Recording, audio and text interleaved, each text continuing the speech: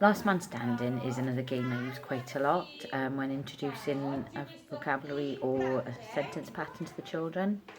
Depending on whether I'm using one word or a sentence, whatever it is on the whiteboard clearly for the children to see. And the aim of this is where the children are hearing the vocab or the pattern being pronounced and modelled correctly by the adult. Children are given a whiteboard and a pen each, and they choose one of the words, or if it's a sentence, one of the sentences, and write it on their board.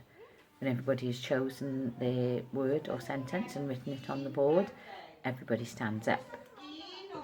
I then proceed to read the sentence or the word randomly, and the children have to listen out, and if they hear their sentence, the word that they've written down, when it's heard, they sit down, and the winner is the last man standing.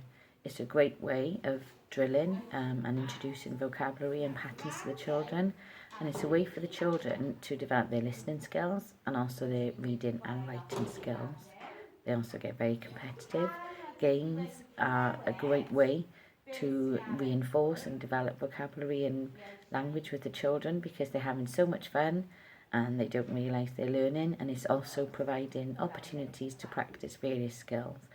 In this game, Last Man Standing, it's listening, reading and writing skills.